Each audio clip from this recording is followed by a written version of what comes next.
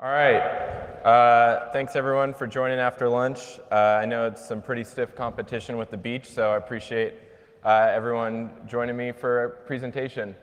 So this is my talk. A good first impression can work wonders.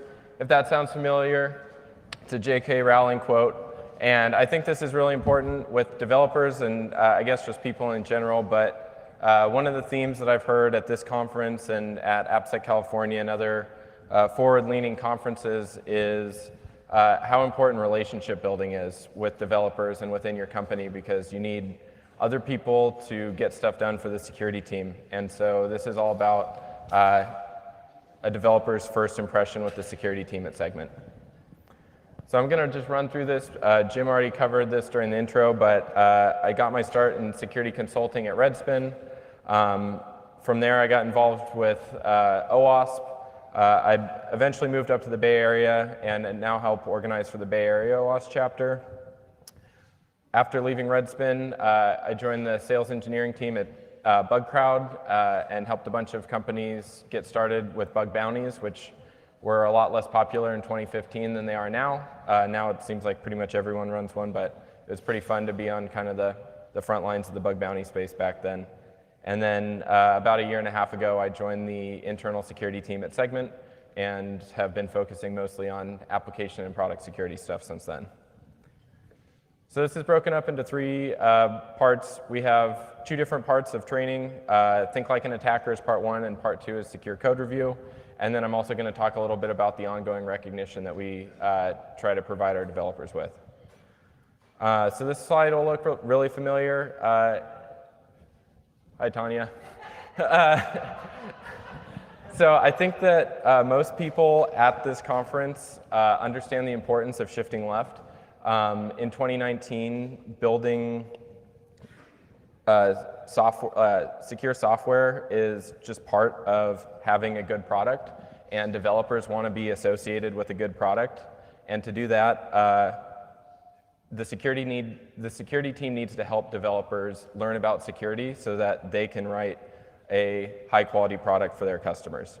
We're not helicopter parents. We're not reviewing every PR. Like, we're not pair programming with our developers. There's not nearly enough of us to do that, but we need to empower them to make good security decisions on their own.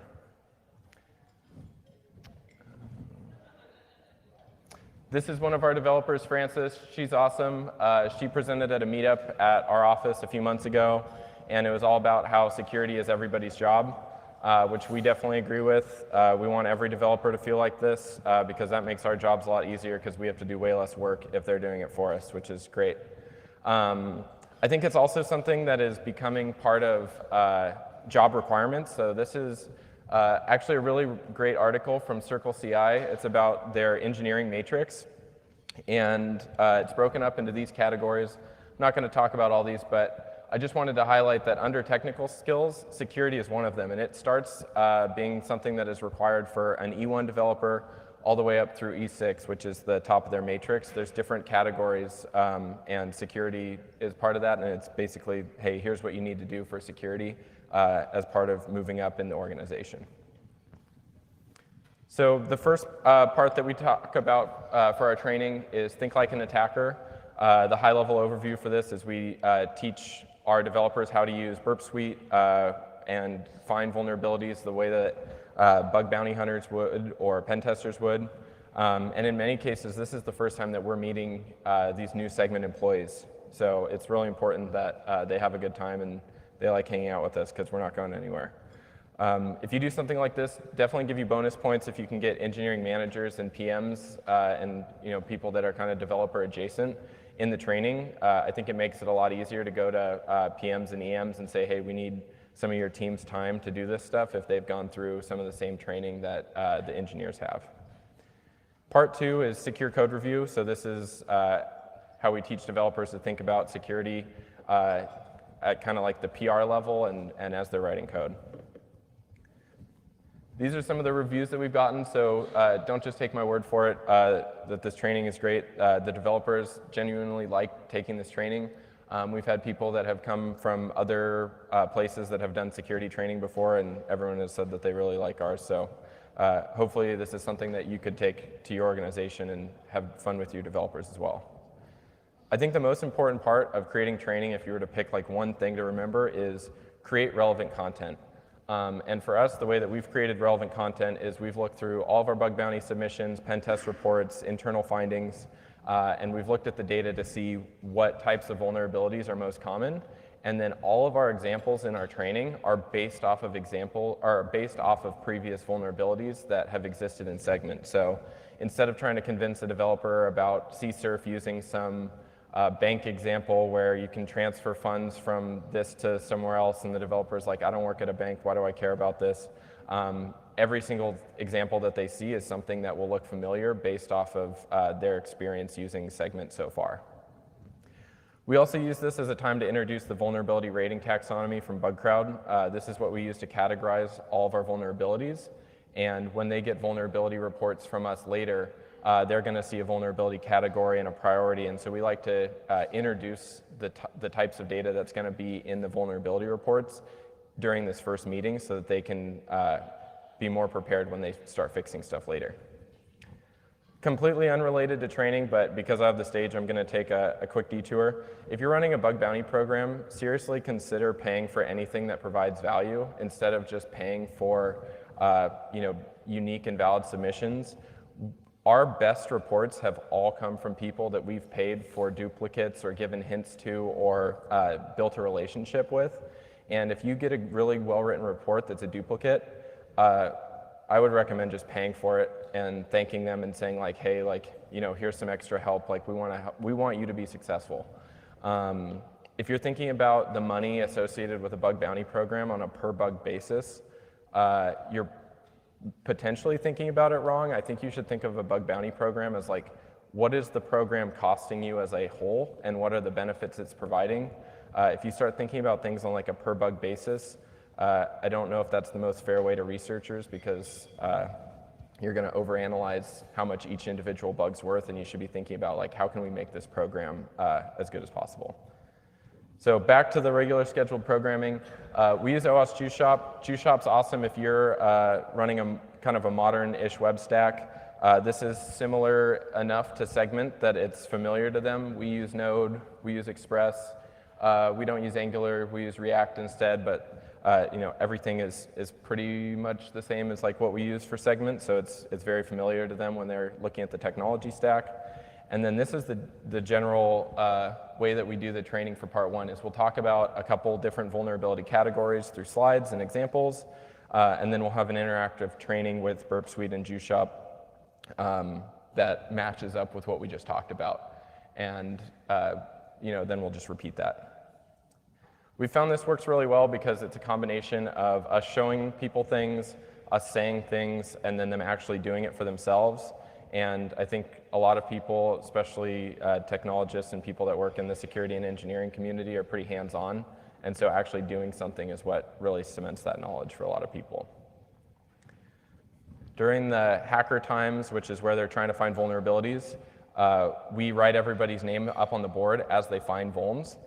This is from when we went back and trained all of our existing developers that had started before us. So normally our class sizes are like 4 or 5, but for 2 weeks we did training like back-to-back, Tuesdays and Thursdays, all day, to train everybody who had already started, and so we kept a running tally during that. But this helps a lot because it's competition-based, and so instead of people just using Slack, no offense, I love Slack, but during the training time we'd prefer people actually find vulns. The competition really helps that because you don't want to be the only person that hasn't found anything, and we're there to help people. So if you're getting close and you need a hint or you need an extra explanation, we're going around one-on-one and making sure that everybody's successful. As people find stuff, we also add them to our security leaderboard. So this is something that regardless of if you're a brand new employee, if you're on engineering or not, everybody can earn security leaderboard points. Typically an engineer's first leaderboard points are during the security training because every flag you find you get a point for. And then as you get points, you'll level up. So you'll see like some people are level 1, some people are level 2.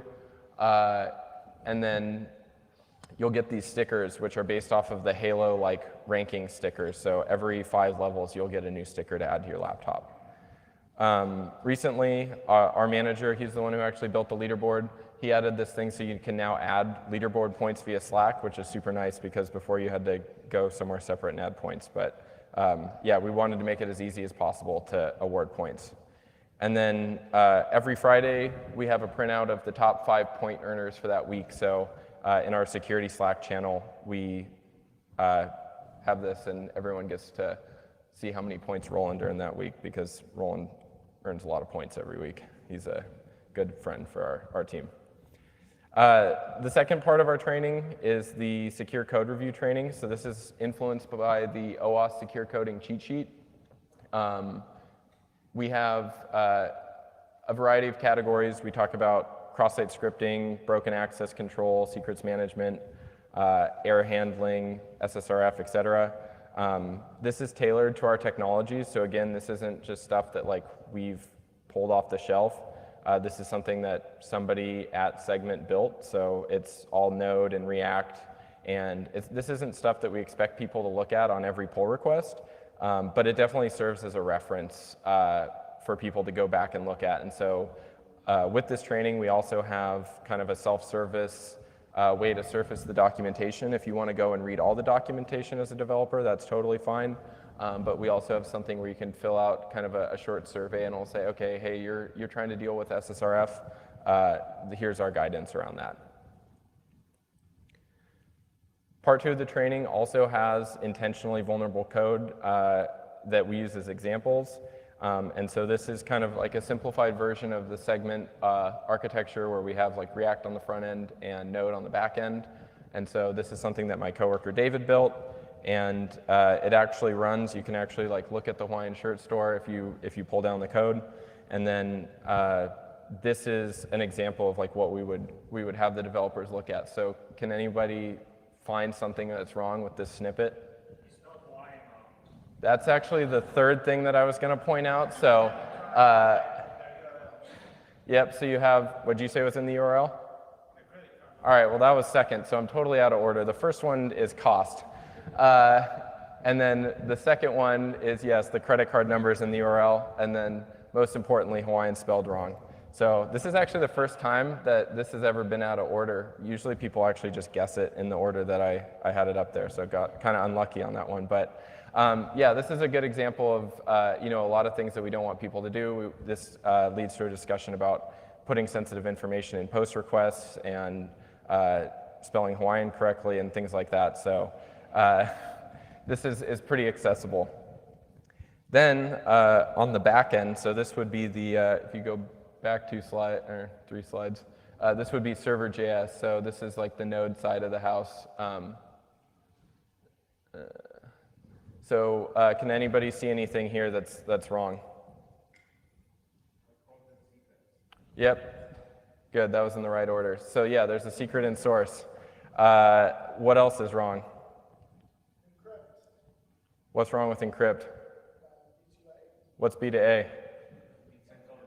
Yep, exactly. So that's base64 encoding. And so this is where we start to introduce a concept that Netflix likes to call security judgment, and I like it too, so I'm stealing it. But we don't expect developers to necessarily know that B2A is base64 encoding right off the bat, but we do expect them to see this encrypt thing and at least dig in a little bit deeper. And maybe it's as simple as just Googling it or asking a senior member of your team or coming and talking to the security team. But we reinforce the concept that you don't have to be experts in all of our technologies. Like, we're not experts in all of our technologies. I Google stuff constantly. You just need to have the right spidey senses to see when something looks like it might be a security vulnerability and dig in and ask the appropriate people for help. Like, people make mistakes all the time. Security vulnerabilities are just bugs. I think that's another really important concept to reinforce with the developers is these shouldn't get any more or less priority than something that is similarly as bad in the performance or breaking features for customers. These aren't special in any way. They're just bugs that happen to have a security impact. And so anybody could do something like this. Hopefully not at Segment, but we would want somebody else to catch this during a PR. We also have this other example. This one's a little bit more complicated, and it also mimics segment a little bit better. So we have like a front-end file that is React, and then the API would be a node, like kind of a gateway service, and then you'd have a domain service here, and then you'd have like some Go service in the backend. So this is part 2 of the example. I don't actually have any code snippets from this, but we do go through this as well, just to have like another example of hands-on stuff. So during the AppSec training, some of the stuff that we really like to focus on is meet new hires. We want them to know who we are. We want to know who they are. We want to let them know, hey, we have a Team AppSec channel. We tell them where we sit in the office. We tell them, Slack us, message us, throw meetings on our calendars, tag us in docs, like we're happy to help out. We want them to walk away understanding a lot of the common vulnerability types at Segment. We want to teach them security judgment, maybe most importantly that hey, just figure out when something is wrong. You don't need to know exactly what is wrong. We'll help you out. We want them to think about PRs in new ways, and most importantly, we want them to have fun, because we want them to think we're fun so that when they do stuff that's risky, they come and tell us, and we can be risky together, because we'll make it less risky. And then at the end of it, you get some stickers here. So the first one is I hacked, which is like I voted. And then you have this hacker man meme, which is used in the training. And I don't know, people love stickers. I'm not a sticker person, but yeah, people love stickers, so we give them stickers. And then most importantly, you want to highlight wins in the training. So there's a couple examples in our training that are now in a lot better state than when we started. And so we talk about the old way of doing things, we talk about the problems, and then we introduce the new easy-to-use solutions that help keep our customers safe. And we talk about the old way of doing things because people are always going to be building new apps and making new things at Segment, and we don't want them to fall into the old problems that we've already fixed. So a perfect example of this is Auth0. Authorization is something that Segment used to have a lot of problems with because we had a permissions model that wasn't easy to use. And our developers built a new authorization framework that makes it almost impossible to make mistakes. And so we talk about in our training, okay, here's some issues with authorization that we've had in the past. Here's the new way of doing things. Just use this new library or this new service that our engineers have made, and you don't really have to worry too much about any of these things. Another example of this is server-side request forgery. Segment is basically SSRF as a service. Like, we connect everything in the marketing tech space. So if you have a bunch of data that's living on one of your servers somewhere, or is data that's coming from a store, or that's in like Salesforce or Zendesk, that can flow through Segment, and then we will send it wherever you tell us to. So like Marketo or Optimizely, or you could even just go back to Zendesk or Salesforce. We have 200 different integration partners. All of those are places where you can potentially be entering a host name or an IP address. And so we needed to come up with a really robust solution for SSRF. And so we actually brought one of our developers onto Absolute AppSec that built this SSRF protections, and they got to showcase what they've been working on and helping make Segment safer. So these are 2 of the GitHub repos that they are open sourcing soon. One of them, I think the top one's open source already, and then the bottom one is going to be open source shortly. It's a pretty cool solution. They basically intercept all the outgoing traffic at the container level and make sure that anything that is being resolved is going to an external IP address. And that also stops DNS rebinding attacks because they make a connection to the IP and then make a connection to the host name over TLS over that existing IP connection. So it's hopefully bulletproof to SSRF. If not, let us know. We have a public bug bounty. So just wrapping things up, analyze the data you already have. This is going to help you make the best training possible for your developers. You want to pick stuff that's relevant based both off of examples as well as just types of vulnerabilities in general.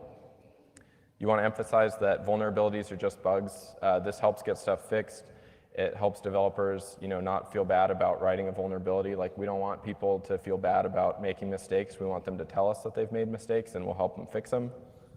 You want to keep things fun and competitive when you're doing training. If people have fun with you the first time they meet you during training, they're probably going to be more likely to ask for help and help keep your company safe. You want to reward people for positive security behavior. This can come in a lot of forms, but figure out a way to recognize the people that are providing you a ton of value. A lot of the people that are high up on the leaderboard, they make jokes in Slack of like, oh, like I'm gonna, unseat Roland or whoever. And it's like, you're not gonna unseat Roland, but I'm glad that you're trying to unseat Roland because that means you're helping secure our business. And then make yourself available. If developers feel like you're not somebody that is there to help them out, they're just going to try to figure stuff out on their own. So make sure that they know, like, hey, we have a public Slack channel. This is the process for scheduling a design review or a threat model, or however you need help, like, we're there. And then try to start designing things to be self-service. This is an area that we're not super good in yet, but it's something that we're thinking about, like ways to scale ourselves as like resources. And if any of that sounds cool, we're hiring. So let us know if you want to come work at Segment and do app and CloudSec or whatever else you do in security with us. So yeah, thanks. I'm happy to take questions via Slido or whatever.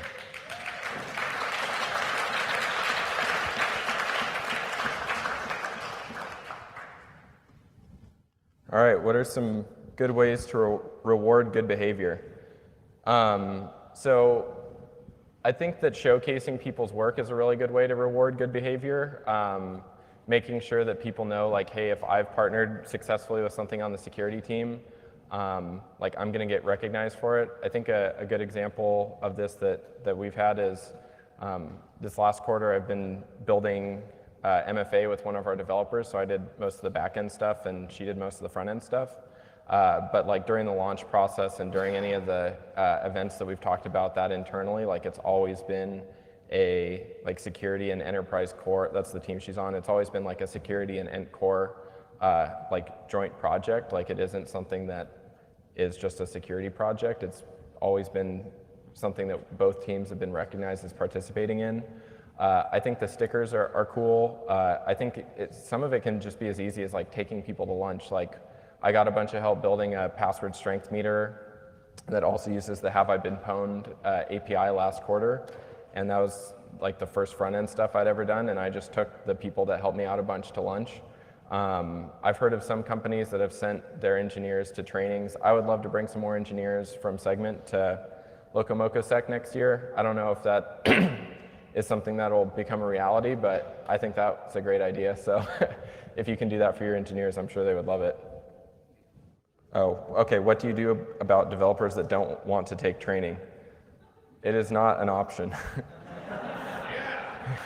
It is part of your onboarding, and if you do not come to training, we will keep adding you to the training invite until you complete it, and probably after the like first good excuse and then a bad excuse, we would tell your manager that they need to make you come.